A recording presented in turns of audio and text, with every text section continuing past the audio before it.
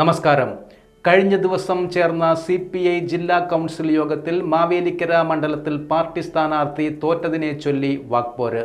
ജില്ലയിലെ കുന്നത്തൂർ, കൊട്ടാരക്കര നിയോജക മണ്ഡലങ്ങളിൽ LDF സ്ഥാനാർത്ഥിക്ക് ഭൂരിപക്ഷം ലഭിച്ചത് നേട്ടമായാണ് ജില്ലാ കൗൺസിൽ പൊതുവെ വിലയിരുത്തുന്നത്. പത്തനാപുരത്ത് UDFന്റെ ഭൂരിപക്ഷം ഗണ്യമായി കുറയ്ക്കാനും കഴിഞ്ഞു. എന്നാൽ കൊട്ടാരക്കര നിയോജക മണ്ഡലത്തിൽ CPIക്ക് 2 മണ്ഡലം കമ്മിറ്റികളുണ്ട്.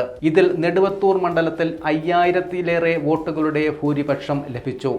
എന്നാൽ കൊട്ടാരക്കര മണ്ഡലം കമ്മിറ്റിക്ക് കീഴിലെ പ്രദേശങ്ങളിൽ വോട്ട് ഗണ്യമായി കുറഞ്ഞു. ഇവിടെ വോട്ട് പർച്ചേസ് നടന്നെന്ന് സംശയിക്കുന്നതായി നെടുവത്തൂർ മണ്ഡലം സെക്രട്ടറി R. മുരളി ആരോപിച്ചു.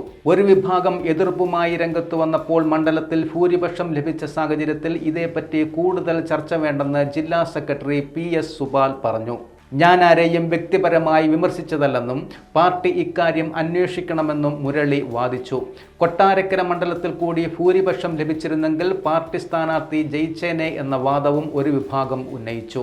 മാവേലിക്കര ലോക്സഭാ മണ്ഡലം കേന്ദ്ര തെരഞ്ഞെടുപ്പ് കമ്മിറ്റി പരാജയപ്പെട്ടതായി AIYF നേതാവ് വിനോദ് കുമാർ ആരോപിച്ചു. സ്ഥാനാർത്ഥി നിർണയം പാളിയതായും യോഗത്തിൽ വിമർശനമുണ്ടായി.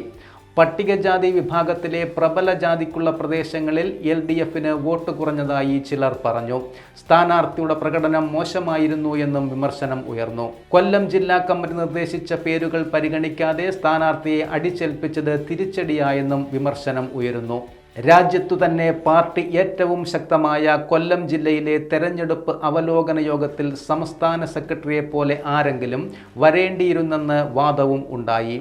പാർട്ടി മന്ത്രിമാർക്കെതിരെ രൂക്ഷ വിമർശനമാണ് ജില്ലാ കൗൺസിൽ അംഗങ്ങൾ ഉന്നയിച്ചത്.